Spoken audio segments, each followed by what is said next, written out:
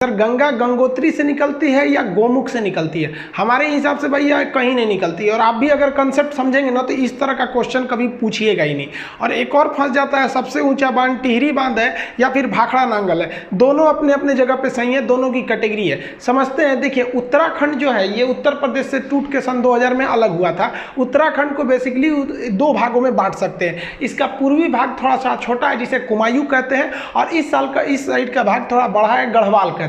गढ़वाल जो एरिया है यहाँ बहुत से बड़े बड़े हिमानी का मतलब होता है ग्लेशियर, जहाँ पे बर्फ के पहाड़ होते हैं उसे ग्लेशियर कहते हैं। वहाँ से कई नदियों का उद्गम होता है। अब इन ग्लेशियर यानी पहाड़ों के ऊपर से बर्फ कहाँ जाता है, तो जैसे जैसे ऊंचाई बढ़ती है प्रत्येक 165 मीटर ऊंचा जाने पर 1 डिग्री टेम्परेचर में कमी आने लगती है। ये कमी क्यों आती है ये एक अलग टॉपिक है। बस इतना समझिए कि जब आप जमीन पे रहते हैं तो आपको कई जगह से उष्मा मिलती है। सीधे सूरज से मिलता है, इधर का दीवाल गर्म, इधर का दीवाल गर्म, हवाएं गर्म, नीचे का जमीन गर्म, तो कई ओर से हवा गर्मी आते रहता है, तो आपका टेम्परेचर ज़्यादा रहता है। जैसे जैसे आप ऊपर जाते हैं तो जो नीचे की अगल बगल का वातावरण था वो तो छूट गया, अब केवल आपको सूर्य की गर्मी मिलती है, इसलिए ऊपर जाने पर टेम्परेचर घट जाता है। टेम्परेचर घटने से जो हवा की नमी होती है, जैसे नमी हमेशा हवा में बरकरार रहती है, गर्मी में दिखता नहीं है, ठंडी में दिखता। हम जब सांस छोड़ते हैं ना तो ठंडी में वो नमी दिखने लगती है, गर्मी में नहीं दिखता है। वही नमी इन पहाड़ों से टकरा कर एक बर्फ का स्रोत बना देती हैं, और वही नीचे से पिघलकर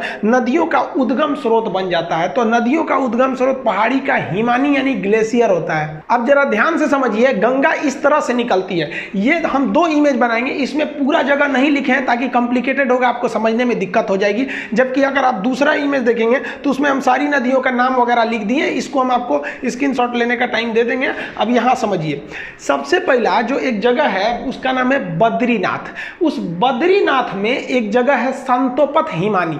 बद्रीनाथ के संतोपत हिमानी से एक नदी निकलती है जिसका नाम है धौली गंगा, विष्णु गंगा, और एक साइड से आती है धौली गंगा। तो धौली गंगा और विष्णु गंगा 2 नदियां हैं। ये 2 नदियां आपस में आके मिल जाती है विष्णु प्रयाग में। प्रयाग का मतलब होता है मिलन स्थल। तो विष्णु गंगा और धौली गंगा आके मिलती है विष्णु प्रयाग में, और यहाँ इनकी गहराइयाँ बराबर हो जाती हैं लगभग। जब 2 नदियों के मिलने के वक्त में गहराई बराबर हो जाए तो उन नदियों का नाम चेंज कर दिया जाता है। यदि एक की गहराई ज़्यादा दूसरी की गहराई कम तो नदी गहरी वाली नदी के नाम से ही नदी आगे बढ़ेगी। तो यहाँ लगभग गहराई बराबर हो जाती है विष्णु प्रयाग में, तो नाम बदलकर इस रेड वाली नदी का नाम रख दिया जाता है अलकनंदा नदी। यहाँ से यहाँ तक ये रेड वाली नदी है अलकनंदा नदी। अब इसको ओवरव्यू में समझिए। अलकनंदा आगे बढ़ती है, आगे जाकर एक नदी आके मिलती है जिसका नाम है नंदाकिनी नदी। मंदाकिनी अलग है और नंदाकिनी अलग है। नंद लाला जो है नंदाकिनी नदी आके मिलती है, तो वो नंदाकिनी नदी कम गहरी है, अलकनंदा ज्यादा है, तो नंदाकिनी यहीं समाप्त हो जाएगी भूगोल के हिसाब से। अब ये भी जगह तो मिलन स्थल हो गया। मिलन स्थल को प्रयाग कहते हैं, चूंकि नंदाकिनी नदी मिली है इसलिए इसे कहते हैं नंद प्रयाग। नंद प्रयाग के बाद नदी और आगे बढ़ती है, तो यहाँ आगे बढ़ती है तो एक और नदी आके मिलती है पिंडार नदी। पिंडार नदी जहाँ आके मिलती है उसे कहते हैं हम लोग कर्ण प्रयाग। तो कर्ण प्रयाग में पिंडार नदी आगे मिल गई। अलकनंदा जो है कहती है भाई तुम कम गहरा हो, तुम यहीं खत्म हो जाओ, आगे हम ही बढ़ेंगे। अलकनंदा आगे बढ़ती है तो एक और नदी आके मिल जाती है, वो नदी निकलती है केदारनाथ से। ये वाली निकली थी बद्रीनाथ से। उस नदी का नाम है मंदाकिनी नदी। ये मंदाकिनी नदी आके इसे मिलती है, ये जाके मिल जाती है यहाँ पर। मंदाकिनी कम गहरी, ये ज़्यादा गहरी, इसलिए मंदाकिनी यहाँ समाप्त। अब ये मिलन स्थल है, इसका भी नाम प्रयाग रहेगा, तो इसका नाम हो जाता है रुद्र प्रयाग। रुद्र प्रयाग से नदी फिर आगे बढ़ती है, अभी भी अलकनंदा, इस रूट में बहुत गहरी है अलकनंदा। अब यहाँ से आती है उत्तरकाशी जिला से। उत्तरकाशी के पास एक जगह है गंगोत्री। अब गंगोत्री के पास एक एक्यूरेट पॉइंट की बात करेंगे तो वो है आपका गोमुख। वहाँ से एक नदी निकलती है जिसका नाम है भागीरथी नदी। ये भी बहुत बड़ी नदी है और उत्तराखंड के लोग मुख्य रूप से इसी को गंगा मानते हैं, ये वाले साइड को, ये उसकी सहायक समझते हैं। तो भागीरथी निकलती है, तो इस भागीरथी के बीच में एक नदी आके मिल जाती है भिलांगना। छोटी सी नदी कहती है भागीरथी चला यहीं पे खत्म हो जा। भिलांगना इसको लेके आगे बढ़ जाती है और भागीरथी भिलांगना को लेकर आगे बढ़ जाती है और भागीरथी जाके इस अलकनंदा में मिलती है देवप्रयाग के जगह पे, और यहाँ पर दोनों की गहराई लगभग बराबर हो जाती है, तो इसका नाम हो जाता है गंगा। अब आप बताइए, गंगा तो इतनी नदियों से मिल के बना है, अब इसको याद करना बड़ा टफ है, तो उसको तरीका समझिए याद करने का। देखिए, विष्णु भगवान थे, इन्होंने अवतार लिया, तो कृष्ण भगवान का अवतार लिए थे ये। तो बचपन में कृष्ण भगवान का नाम क्या था? यशोदा का नंदलाल। तो विष्णु भगवान क्या बने? नंदलाल बने। और ये जब बचपन में थे, आगे बढ़े, तो ये हमेशा इनके कान में बाली रहता था। आप देखेंगे कृष्ण भगवान कान में बाला पहनते थे, और गले में उसके बाद रुद्राक्ष की माला। तो लाइन से याद रखिएगा, विष्णु भगवान से याद रखेंगे विष्णु प्रयाग, नंदलाला से याद रखिएगा नंद प्रयाग, कान में बाली पहनते थे तो कर्ण प्रयाग, गले में रुद्राक्ष की माला रखते थे तो रुद्र प्रयाग। और जब इतना चीज कर देते थे तो कृष्ण भगवान का जो रूप हो जाता था वो एक देव की रूप हो जाता था, और उनकी वाणी देव की वाणी हो जाती थी। अकेले महाभारत निपटा दिए फाइल अकेले, इन्हीं की तो मतलब उपदेशों को गीता में रखा गया है। तो लास्ट में वो किसका रूप ले लिए? देव का रूप ले लिए।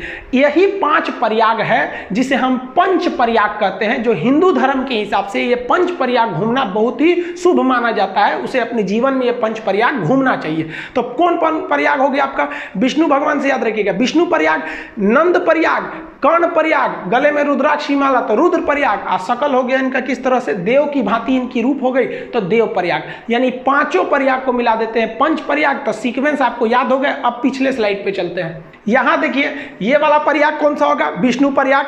विष्णु भगवान नंदलाला के रूप में जन्म लेंगे तो नंद प्रयाग, कान में पहनेंगे तो कर्ण प्रयाग, गले में रुद्राक्ष की माला तो रुद्र प्रयाग, और सकल हो जाएगा देव के भांति तो देव प्रयाग। ये नदियां हो गई। अब आप बताइए, देव प्रयाग के आगे गंगा बनती है। तो बीपीएससी में क्वेश्चन पूछा था कि ये भागीरथी तथा अलकनंदा का संगम कहां होता है? तो वो होता है आपका देव प्रयाग में। समझा गया? अब इसको एक बार दोबारा समझते हैं। संतोपत है कि हिमानी है बहुत बड़ा, वहां से निकलती है धौली गंगा, विष्णु गंगा। कहां मिलेगी? विष्णु प्रयाग में। नदी का नाम हो जाएगा अलकनंदा। अगली नदी नंद प्रयाग, नदी का नाम रहेगा नंदाकनी, और जगह का नाम हो जाएगा नंद प्रयाग। इसे भी अलकनंदा लेके आगे बढ़ेगी, और अलकनंदा में आगे जाके मिलेगी पिंडार नदी। अब की जगह कौन हो जाएगा? कर्ण प्रयाग। अलकनंदा फिर आगे बढ़ेगी, मंदाकिनी को ले जाएगी अपने साथ, मंदाकिनी को ले आके मिलाएगी तो हो जाएगा रुद्र प्रयाग। गले में रुद्राक्ष की माला हो गई। अब कृष्ण भगवान के पास यही सब तो चीजें थी, अब देव का रूप ले लेंगे। यहाँ पे भागीरथी आएगी अपने साथ भिलांगना को मिलाते हुए, और मिल जाएगी देव प्रयाग में, और यहाँ से बन जाएगी गंगा। तो देखिए, गंगा तो भाई साहब निकलती ही नहीं है, गंगा नदी बनती है इतनी नदियों से मिलकर।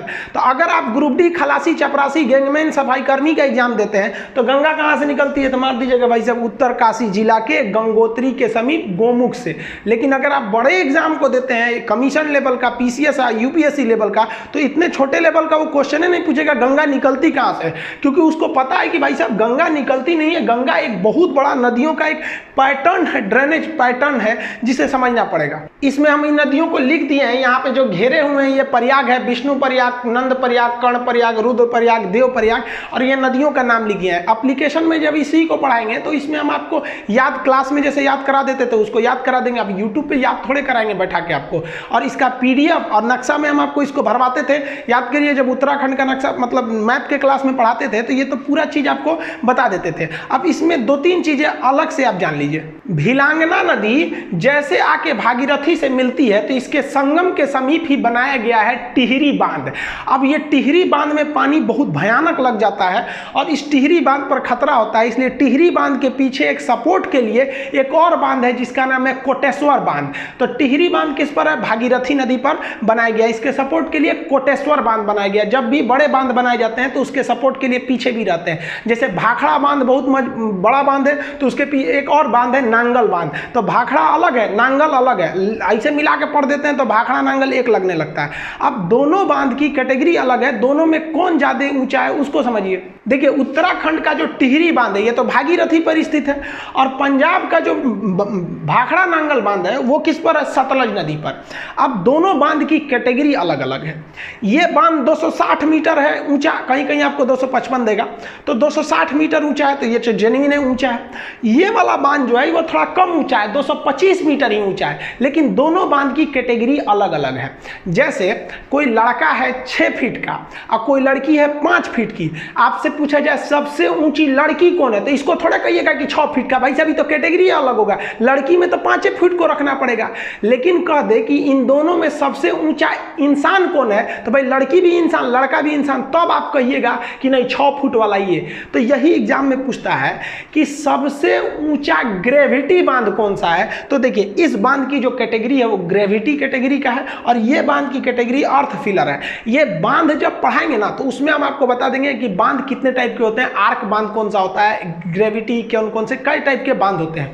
तो कैटेगरी के हिसाब से पूछता है ये कि सबसे ऊंचा गुरुत्व यानी ग्रेविटी बांध कौन सा है। तो भाई साहब ये 260 होने के बावजूद इसको आंसर नहीं देंगे क्योंकि इसकी कैटेगरी अलग है, ये तो उस कैटेगरी में है ही नहीं है जिस कैटेगरी का क्वेश्चन पूछ रहा है। तब आपका आंसर हो जाता है भाखड़ा नांगल बांध। लेकिन जब क्वेश्चन कहेगा कि भारत का सबसे ऊंचा बांध कौन है, तो भाई साहब आप अर्थ फिलर हैं तब भी बांध है, ग्रेविटी है तब भी बांध है, आर्क बांध है तब भी बांध है। तो अब आपके लिए कैटेगरी का बाउंडेशन खत्म कर दिया और ओवरऑल में अगर कहेगा सबसे ऊंचा बांध कौन सा है तब हो जाएगा आपका टिहरी बांध, लंबा में हीराकुंड अलग हो जाता है वो सब। तो ये समझ में आ गया आपको।